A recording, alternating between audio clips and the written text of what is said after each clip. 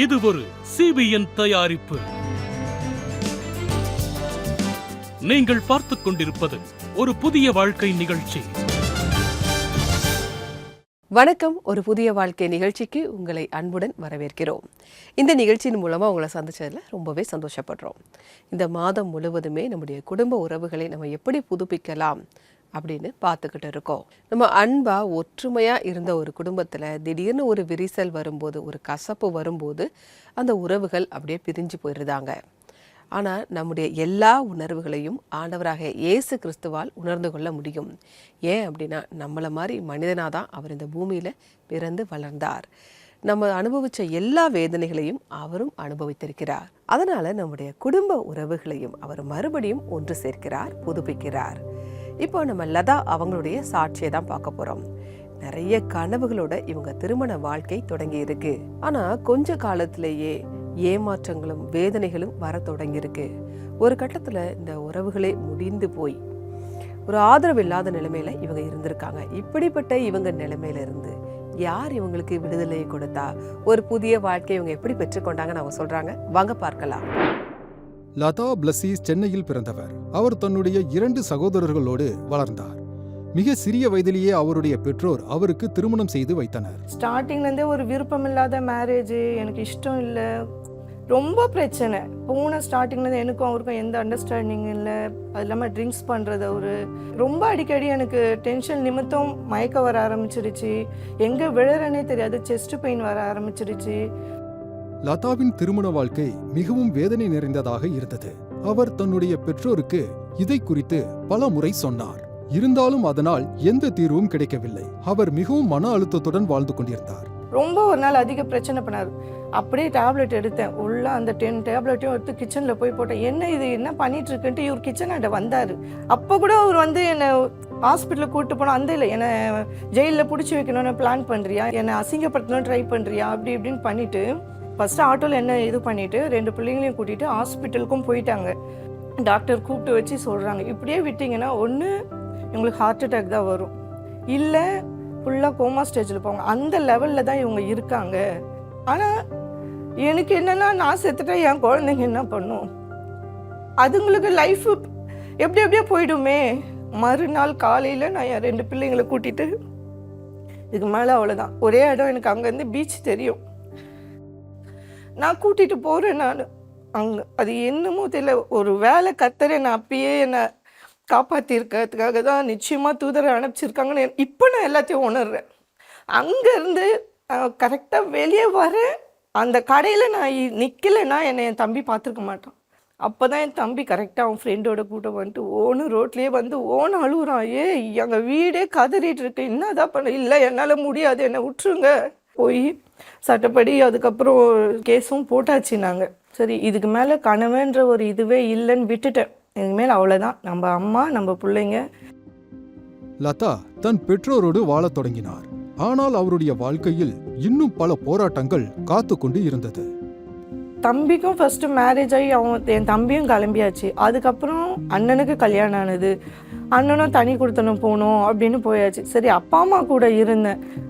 அவங்க என்ன சொல்லிட்டாங்க, 2 பேரும் தனித்தனியாக போயிட்டாங்க. எங்களாலேயும் உன்னையும் வச்சுட்டு 2 பசங்களையும் வச்சுட்டு என்னால் மேனேஜ் பண்ண முடியாது அப்படின்ட்டு உண்மையாகவே நடந்த விஷயம்.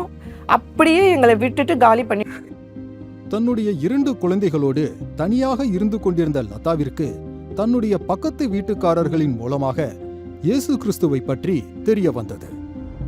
ஒவ்வொரு நாளும் அவங்க கிட்ட போய் பேச எனக்கு ரொம்ப இன்னும் சந்தோஷமா இருக்க ஆரம்பிச்சது.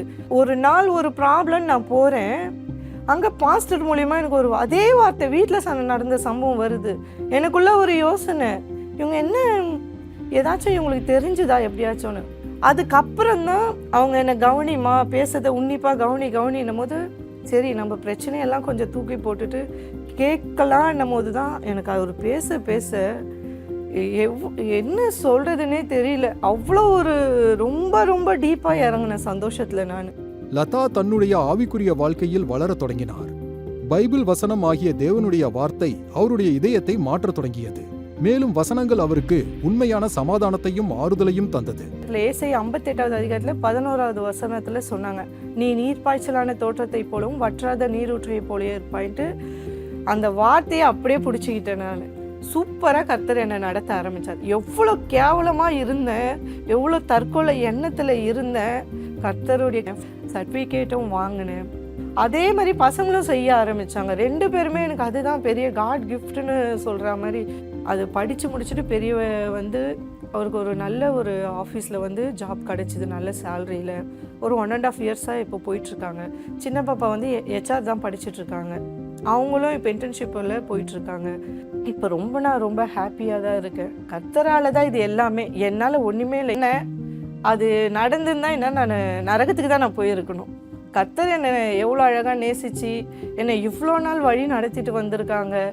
எனக்கு ரொம்ப ஆச்சரியமாக இருக்குது. நான் கொஞ்சம் திரும்பி பார்த்தேன்னா எனக்கு அந்தளவுக்கு என்னை கர்த்தர் நடத்தினாங்க. கர்த்தர் நாமத்துக்கே மகிமை உண்டாவதாக.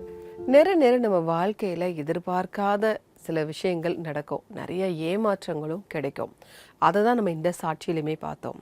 ஆனால் நம்முடைய பார்வையை நம்ம தேவன் மேலே வைக்கும்போது நம்ம என்றைக்குமே ஏமாந்து போகவே மாட்டோம். அந்த ஏமாற்றம் ஒரு நம்பிக்கையாக மாறும். அது நம்முடைய அறிவிற்கு அப்பாற்பட்ட ஒரு சமாதானமாக இருக்கும். இதை தேவன் நமக்கு தருகிறார். லூக்கா 15ஆம் அதிகாரத்தில் ஒரு சம்பவம் இருக்குது. 2 குமாரர்கள் இருக்காங்க. அதில் இளைய குமாரன், நான் தொழில் தொடங்க போகிறேன், என்னுடைய சொத்துல பங்கை எனக்கு பிரித்து தாங்கன்னு சொல்லி வாங்கிட்டு போய் அவனுடைய நண்பர்கள் கூட அவன் செலவழிக்க ஆரம்பிக்கிறான். கெட்ட பழக்க வழக்கத்தினால அவன்கிட்ட இருந்த பணம் எல்லாமே காலியாயிருச்சு. எப்போவுமே பணம் இருக்கிற வரைக்கும் தான் நண்பர்கள் நம்ம சுற்றி இருப்பாங்க. அதன் பிறகு அவங்க காணாமல் போயிடுவாங்க. இவனுடைய வாழ்க்கையிலும் அப்படி தான். பணம் இருக்கிற வரைக்கும் அவனுடைய நண்பர்கள் கூடவே இருந்திருக்காங்க. பணம் காலியாக ஆரம்பித்ததும் அவன் கூட இப்போ யாருமே இல்லை. அந்த நேரத்தில் பஞ்சமும் வந்திருக்கு. இப்போ சாப்பிட்றதுக்கு கூட வழி இல்லாமல் பன்றி மேய்க்கக்கூடிய ஒரு வேலையில் போய் சேருதான். ஒரு இளவரசன் போல இருந்தவன் இன்னைக்கு இந்த நிலைமையில வந்து இருக்கான். இப்போ இவங்க அப்பா ஞாபகம் இவனுக்கு வருது. நம்ம வீட்டில் வேலைக்காரங்க கூட நல்ல சாப்பாடு சாப்பிடுவாங்களே, நான் இப்படி வந்து இருக்கேனே, நான் மறுபடியும் எங்கள் அப்பா கிட்ட போவேன், நான் மறுபடியும் அப்பா கிட்ட மன்னிப்பு கேட்பேன், அவர் மன்னிச்சு ஏற்றுக்கிட்டா பரவாயில்ல, இல்லைனாலும் பரவாயில்ல, எங்கள் வீட்டு வேலைக்காரனாவது நான் இருப்பேன் அப்படின்னு நினச்சி அவங்க அப்பாவை பார்க்க அவன் வரான். தூரத்தில் இருந்து அவங்க பையன் வரதை பார்த்தோன்னே இந்த அப்பா ஓடி போகிறாரு. ஏன் ஓடி போகிறாரு அப்படின்னா, யூத மக்களுக்குள்ள ஒரு பழக்கம் இருந்திருக்கு. அது என்ன அப்படின்னா, இதை மாதிரி யாராவது ஒரு பையன் வீட்டில் சண்டை போட்டு பிரிஞ்சு போயிட்டான் அப்படின்னா அவன் திரும்ப வரான் அப்படின்னு இவங்க கேள்விப்பட்டாங்கன்னா என்ன பண்ணுவாங்களாம், அந்த ஊருக்கு வர்றதுக்கு முன்னாடியே அந்த குடும்பத்தில் இருக்கவங்க ஒரு சின்ன மண் பானையை எடுத்து கொண்டு போய் அவன் முன்னாடி போய் போட்டு உடைச்சிருவாங்க. எப்படி இந்த மண் பானை உடைஞ்சு போதோ அதே மாதிரி நமக்குள்ளே இருக்கக்கூடிய உறவு முறிஞ்சு போச்சு, இனிமேல் உனக்கு எனக்கு எதுவும் கிடையாது இப்படின்னு அவங்க செய்வாங்க. இப்போ அவனுடைய பையன் வந்துகிட்டு இருக்கான். யாராவது இவங்க குடும்பத்தில் இருக்கவங்க போய் இதே மாதிரி உடைச்சி அவன் திரும்ப போயிடக்கூடாது, அதனால் யாராவது இப்படி செய்கிறதுக்கு முன்னாடி நான் போய் என் மண் கிட்ட போய் சேரணுங்கிறதுக்காக வேகமாக இந்த தந்தை ஓடி வராரு. ரொம்ப இரக்கத்தோட அன்போட. இப்படிப்பட்ட ஒரு அன்பை நம்மளால் பார்க்க முடியாது. தவறு செய்திருந்தாலும் தன்னுடைய பையனை அவர் ஏற்றுக்கிடுறாரு. நம்முடைய தேவன் இதை காட்டிலும் மேலான அன்பு கொண்டவர். நீங்கள் அவரிடத்தில் உங்களை ஒப்பு கொடுத்து மன்னிப்பு கேளுங்க. அவர் உங்களை அரவணைத்து உங்கள் உறவுகளை மறுபடியும் புதுப்பிக்க காத்து கொண்டிருக்கிறார். உங்களுக்காக பைபிள்லேருந்து ஒரு வசனத்தை நான் வாசிக்கிறேன். எரேமியா 31ஆம் அதிகாரம் 3ஆம் வசனம். பூர்வ காலம் முதல் கர்த்தர் எங்களுக்கு தரிசனையானார் என்பாய். ஆம், அநாதி சிநேகத்தால் உன்னை சிநேகித்தேன், ஆதலால் காருண்யத்தால் உன்னை இழுத்து கொள்ளுகிறேன். வானத்தையும் பூமியையும் படைத்த தேவன் உங்களை நேசிக்கிறேன்னு சொல்கிறாரு. உங்களை எப்போவுமே அரவணைக்க, இரக்கத்தோடு அன்பு காட்ட, உங்கள் குடும்ப உறவுகளை புதுப்பிக்க உங்களுடைய தேவன் காத்து கொண்டிருக்கிறார். இன்றைக்கி உங்கள் மனசை உங்கள் கூட இருக்கவங்க புரிஞ்சிக்காம இருக்கலாம். ஆனால் உங்களை எப்போவுமே புரிந்து கொள்ளக்கூடிய தேவன் உங்களுக்காக இருக்காரு. நீங்கள் ஜெபத்தின் மூலமாக உங்களுடைய தேவைகள் எல்லாவற்றையும் அவரிடத்தில் தெரியப்படுத்துங்க. உங்கள் குடும்ப உறவுகள் மறுபடியும் புதுப்பிக்கப்படும். மறுபடியும் நீங்கள் ஒன்றா சேர்ந்து சந்தோஷமாக சமாதானமாக இருப்பீங்க. அதற்கு ஜெப உதவி தேவை அப்படின்னா எங்களுடைய சிபிஎன் ப்ரேயர் லைன் நம்பருக்கு நீங்கள் கால் பண்ணலாம், இல்லைன்னா வாட்ஸ்அப்பும் அனுப்பலாம். எங்களுடைய நம்பர் 9910401010. உங்களுக்காக ஜெபிக்க நாங்கள் தயாராக காத்துக்கிட்டு இருக்கோம். இப்போது வருவது ஒரு சிறிய இடைவேளை.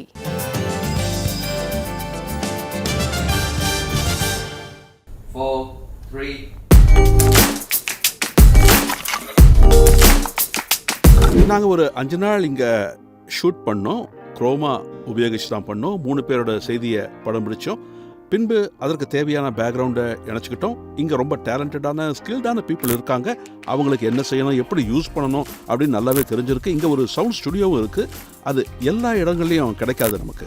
அதே நேரத்தில் இன்டோர் ஷூட் பண்ணணும்னா கூட போதுமான ஸ்பேஸ் இருக்குது. இது எல்லாத்தையும் சேர்த்து வச்சு பார்த்தோம்னா இது ஒரு கம்ப்ளீட் செட்டப் மாதிரி ரொம்பவே நல்லாவே இருக்குது. எங்களுக்கு சிறப்பாக அமைஞ்சுது.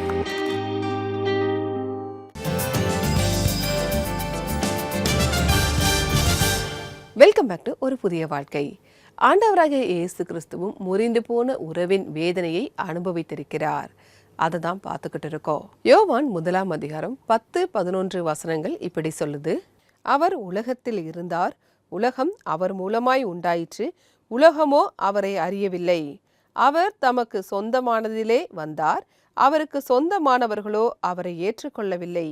நம்முடைய ஆண்டவராக இயேசு கிறிஸ்துவும் இந்த உறவின் பிரிவின் வேதனையை அனுபவிச்சிருக்காரு அப்படிங்கிறத இந்த வசனங்கள் நமக்கு தெளிவுபடுத்துது. அதனால் உங்கள் வேதனை என்ன அப்படிங்கிறது அவருக்கு நல்லாவே தெரியும். இப்போது ஒரு கவிதையை பார்க்க இருக்கிறோம். சாலமோன் ராஜாவுடைய பாடல் வரிகளை தான் பார்க்க போகிறோம். வாங்க பார்க்கலாம். பொதுவாக நம்முடைய பலகீனங்கள், நம்முடைய சூழ்நிலைகள், நம்முடைய கடந்த காலத்தை பார்த்து அந்த சிறந்த அன்பிற்கு நாம் தகுதியானவர்கள் இல்லை என்று நினைக்கிறோம். நான் விசேஷமானவள் கிடையாது, அப்படித்தான் அந்த பெண் தன்னை பற்றி நினைத்துக் கொண்டிருந்தாள். ஆனால் ஒரு நாள் ஒரு ராஜா ஒரு மேய்ப்பானாக தன்னுடைய தேசத்தை சுற்றி பார்க்க வருகிறார். அப்பொழுது அவர் தன்னை அழகில்லாதவளாக, புறக்கணிக்கப்பட்டவளாக நினைத்துக் கொண்டிருந்த இந்த பெண்ணை அவர் பார்த்து ஒரு பாடல் பாடுகிறார். அது உன்னதமான ஒரு அன்பை பற்றிய, மனதிற்கு நம்பிக்கையை தரக்கூடிய ஒரு பாடலை அந்த பெண்ணுக்காக அவர் தன் மனமாற பாட ஆரம்பிக்கிறார். அந்த உன்னத பாடலை என்னவென்று நீங்களும் கேளுங்கள். என் பிரியமே, நீ ரூபவதி, உன் முக்காட்டின் நடுவே உன் கண்கள் புறா கண்களாகிறது, உன் உதடுகள் சிவப்பு நூலுக்கு சமமாகிறது, உன்னுடைய வாக்கு இன்பமுமாய் இருக்கிறது, உன் முக்காட்டின் நடுவே உன் கண்ணங்கள் வெடித்த மாதுளம் பழம் போல் இருக்கிறது, உன் கழுத்து பராக்கிரமசாலிகளின் கேடகங்கள் ஆகிய 1000 பரிசைகள் தூக்கியிருக்கிற ஆயுத சாலையாக்கப்பட்ட தாவீதின் கோபுரம் போல் இருக்கிறது. என் பிரியமே, என் பூரண ரூபவதியே, உன்னில் எந்த பழுதொன்றும் இல்லை. என் பிரியமே, என் இருதயத்தை கவர்ந்து கொண்டாய். உன் கண்கள் 2 உன் கழுத்தினுள்ள சரப்பணியினாலும் என் இருதயத்தை கவர்ந்து கொண்டாய். உன் நேசம் எவ்வளவு இன்பமாய் இருக்கிறது, திராட்சை ரசத்தை பார்க்கிலும் உன் நேசம் எவ்வளவு மதுரமாய் இருக்கிறது. சகல கந்தர்வங்களை பார்க்கிலும் உன் பரிமள தைலங்கள் எவ்வளவு வாசனையாய் இருக்கிறது. உன் உதடுகளிலிருந்து தேன் ஒழுகுகிறது. உன் வஸ்திரங்களின் வாசனை லீபனோனின் வாசனைக்கு ஒப்பாகிறது. நீ அடைக்கப்பட்ட தோட்டமும் மறைக்கப்பட்ட நீரூற்றும் முந்திரிக்கப்பட்ட கிணறுமாய் இருக்கிறாய். உன்னுடைய தோட்டம் அருமையான கனி மரங்களும் மருதோண்டி செடிகளும் நளத செடிகளும் சந்தன விருட்சங்களும் சகலவித கந்தர்வ செடிகளும் உள்ள சிங்கார வனமாய் இருக்கிறது. தோட்டங்களுக்கு நீரூற்றும் ஜீவ தண்ணீரின் துறவும் லீபனோனிலிருந்து ஓடிவரும் வாய்க்கால்களும் உண்டாகிறது. இப்படியாக அந்த பெண்ணிற்கு அந்த ராஜாவின் முழுமையான மனதார பரிபூரணமான அன்பும் கிடைத்தது. நண்பர்களே, இந்த ராஜா யார் என்று நினைக்கிறீர்கள்? அவர் நம்மை படைத்தவராவார். அவர் ராஜாதி ராஜாவாவார். உடைந்து போய் நொறுங்கி போய் இருக்கிற நம்மில் அவர் அளவில்லாமல் அன்பு கூறுகிறார். அந்த அன்பு எப்பொழுதுமே உங்களுடன் முழுமையாக நிரந்தரமாக இருக்கும். இந்த அழகான கவிதைக்கு நன்றி. இதில் வரக்கூடிய ராஜா அப்படிங்கிற வார்த்தை ஆண்டவராகிய இயேசு கிறிஸ்துவை குறிக்குது. இதில் இருக்கக்கூடிய சூலமித்தியால் அப்படிங்கிற பெண் சர்ச்சுக்கு அடையாளமாக இருக்காங்க. நம்ம ஆண்டவர் நம்ம இருக்கிற மாதிரியே நம்ம ஏற்றுக்கிறாரு. இது ரொம்ப அழகான வசனங்கள், அன்பின் வசனங்கள் அப்படின்னு இது அழைக்கப்படுது. சபையாகிய நம்ம மேலே ஆண்டவராகிய இயேசு கிறிஸ்துவுக்கு இருக்கக்கூடிய அன்பை இது குறிப்பிடுது. இப்போது ஒரு சிறிய இடைவேளைக்கு பிறகு சேர்ந்து ஜெபிக்கலாம்.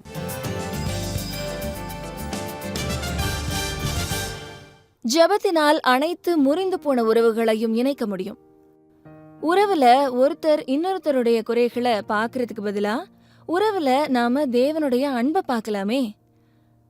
ஜெபம் மூலமா ஒவ்வொரு உறவும் இன்னும் அழகாக முடியும். நீங்க ஏப்ரல் 7 மற்றும் 21 மதியம் 3 மணியிலிருந்து 3:30 மணி வரை நடக்கும் இந்த லைவ் ஜெபத்துல கண்டிப்பா கலந்துக்கோங்க.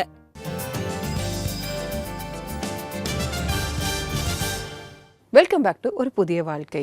ஆண்டவராகிய இயேசு கிறிஸ்துவும் முறிந்து போன உறவின் வேதனையை அனுபவிச்சிருக்காரு அப்படின்னு நம்ம பார்த்துக்கிட்டு இருக்கோம். ஏசாயா 53 இப்படி சொல்லுது, உங்களுக்காக வாசிக்கிறேன். அவர் அசட்டை பண்ணப்பட்டவரும் துக்கம் நிறைந்தவரும் பாடு அனுபவித்தவருமாய் இருந்தார். அவரை விட்டு நம்முடைய முகங்களை மறைத்து கொண்டோம். அவர் அசட்டை பண்ணப்பட்டிருந்தார், அவரை எண்ணாமற் போனோம். அவர் நம்மள மாதிரி தான் இந்த பூமியில வந்தார். 33.5 வருடங்கள் இருந்தார். நம்ம என்னென்ன பாடுகள் அனுபவிக்கிறோம், வேதனைகள் அனுபவிக்கிறோம், இது எல்லாமே அவரால் புரிந்து கொள்ள முடியும். நமக்கு ரட்சிப்பை தருவதற்காகத்தான் அவர் வந்தார். இப்போ நான் உங்களுக்காக ஜெபிக்க போறேன். நீங்களும் என் கூட சேர்ந்து ஜெபிக்கலாம். நம்முடைய வேதனைகள் நீங்க, நம்முடைய உறவுகள் பலப்பட, மறுபடியும் ஒன்று சேர நம்ம ஜெபிக்கலாம். அன்பின் பரலோக பிதாவே, இந்த நேரத்திற்காக நன்றியோடு உம்மை துதிக்கிறோம் அப்பா. அப்பா, இந்த நேரத்திலும் தகப்பனே, யாரெல்லாம் ஜெபித்து கொண்டிருக்கிறார்களோ அவர்களை ஒரு விசை பாரும் ஆண்டவரே. அப்பா, நீங்கள் எங்களை போலவே வாழ்ந்து துக்கங்களையும் வேதனைகளையும் நீங்கள் கடந்து போனீங்க நாங்கள் பார்க்குறோம். அதனால் நாங்கள் படுகின்ற வேதனையும் வருத்தங்களும் அப்பா, அந்த வலி வேதனை உமக்கு நன்றாக புரியும்னு இன்னைக்கு நாங்கள் தெரிந்து கொண்டோம் ஆண்டவரே. அப்பா, இந்த நேரத்திலும் யாரெல்லாம் நம்பிக்கை இல்லாமல் இருக்காங்களோ அப்பா, அவங்க உறவுகளில் விரிசல் ஏற்பட்டு ஒரு பிரிவு ஏற்பட்டு வருத்தத்தோட கண்ணீரோட இருக்காங்களோ அவங்க எல்லாரையும் நீங்கள் பாருங்கப்பா. அது எல்லாம் சரியாகட்டும் ஆண்டவரே. உம்முடைய சமாதானத்தால் நீங்கள் நிரப்புங்க ஆண்டவரே. உம்மால் கூடாத காரியம் எதுவும் இல்லை நாங்கள் பார்க்குறோம் தகப்பனே. அப்பா, நாங்கள் என்ன மனசை நினைக்கிறோம் அப்படிங்கிறத மற்றவங்க புரிஞ்சிக்காமல் இருக்கலாம், ஆனால் நீங்கள் புரிஞ்சுக்கிடக்கூடிய தேவனாக இருக்கீங்க நாங்கள் பார்க்குறோம் தகப்பனே. அப்பா அப்பா, ஒரு நல்ல தந்தையாக நீங்கள் எங்களுக்கு இருக்கீங்க. எப்போதுமே எங்களை கைவிடாத தேவனாக நீங்கள் இருக்கீங்க நாங்கள் பார்த்தோம் ஆண்டவரே. அப்பா, ஒவ்வொருவருக்கும் ஏற்ற துணையாக இருந்து நீங்கள் வழி நடத்துங்கப்பா. உம்மால் கூடாத காரியம் எதுவும் இல்லை கர்த்தாவே. சந்தோஷத்தையும் சமாதானத்தையும் நீங்கள் தாங்கப்பா. நீர் பெரிய இயேசுவின் மூலமாக ஜெபம் கேளும் பரமபிதாவே. ஆமேன், ஆமேன். நம்ம வல்லமையான தேவனிடத்தில் ஜெபித்திருக்கிறோம். அவரால் கூடாத காரியம் எதுவுமே கிடையாது. உங்களுடைய பிரச்சனைகள், சவால்கள், பிரிவுகள் எதுவாக இருந்தாலும் சரி, அவர் நிச்சயமாக மாற்றி தருகிறார். நீங்கள் அவர் மேலே நம்பிக்கை வைக்கணும். உங்களுடைய பிரச்சனைகள் எல்லாவற்றையும் அவரிடத்தில் ஒப்பு கொடுக்க வேண்டும். இப்போது இன்றைக்கான பைபிள் வசனம் என்ன அப்படிங்கிறத பார்க்கலாம். தேவனிடத்தில் சேருங்கள், அப்போது அவர் உங்களிடத்தில் சேருவார். யாக்கோபு 4:8. நீங்க நம்பிக்கையோட ஒரு அடி எடுத்து வைங்க. அப்போ தேவன் எவ்வளவு வல்லமையா உங்ககிட்ட செயல்படுறாரு அப்படிங்கிறத உங்களால பார்க்க முடியும். நீங்க அவர்கிட்ட நெருங்கி வரணும். அதுதான் அவர் எதிர்பார்க்கிறார். நமக்கும் தேவனுக்குமான உறவை புதுப்பிக்கத்தான் ஆண்டவராகிய இயேசு கிறிஸ்து நமக்காக வந்தார். தன்னுடைய ஜீவனையே தந்தார். இப்போது ஒரு ஆராதனை பாடலை பார்க்கலாம்.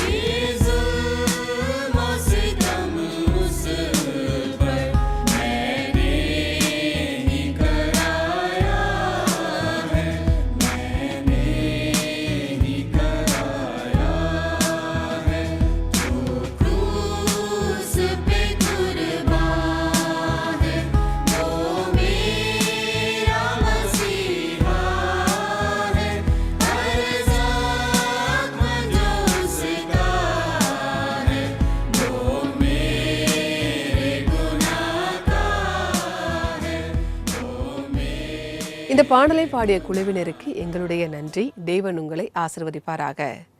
ஆண்டவராகிய இயேசு கிறிஸ்து சிலுவையில் பட்ட காயங்கள், வேதனைகள் எல்லாமே நமக்காக தான். அவர் ஜீவனையே நமக்காக தந்திருக்கிறார். அவருடைய தழும்புகளின் மூலமாக நம்முடைய காயங்கள் ஆறும். உங்கள் குடும்ப உறவுகளில் இருக்கக்கூடிய பிரச்சனைகள் சரியாகும். இப்போது இன்றைக்கான கேள்வி என்ன அப்படிங்கிறத பார்க்கலாம்.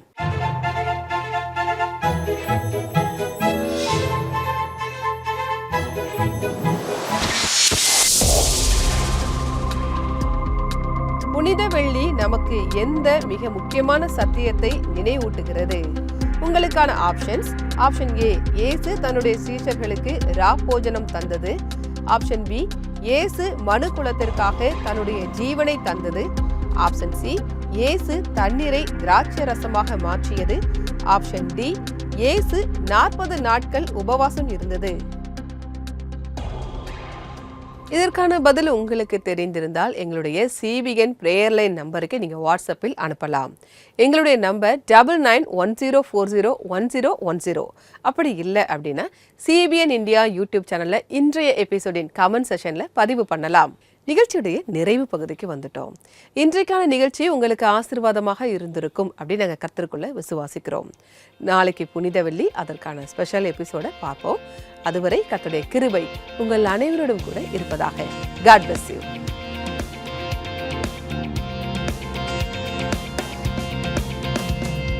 जिंदगी मेरी बदल गई जब से मसीह को पाया है, खिल गई है कलियां नई, यीशु बहार लाया है। जिंदगी मेरी बदल गई जब से मसीह को पाया है, खिल गई है कलियां नई, यीशु बहार लाया है। जिंदगी मेरी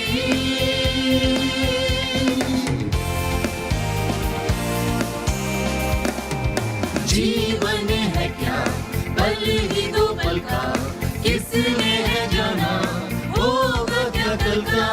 जीवन है क्या पल ही दो पल का, किसने है जाना होगा क्या कल का। घड़ियां सुनहरी फिर न लौटेंगी, हाँ घड़ियां सुनहरी फिर न लौटेंगी, मुक्ति और जीवन वो लाया है। जिंदगी मेरी बदल गई जब से मसीह को पाया है, खिल गई है कलियां नई, यीशु बहार लाया है। जिंदगी मेरी आँख में हमारे वो दर्शक रहेगा, कदम डगमगाए हाथ वो थामेगा। आँख में हमारे वो दर्शक रहेगा, कदम डगमगाए हाथ वो थामेगा। भटके हुओं को राह दिखाने, हाँ भटके हुओं को राह दिखाने इस धरती पर वो आया है। जिंदगी मेरी बदल गई जब से मसीह को पाया है, खिल गई है कलियां नई, यीशु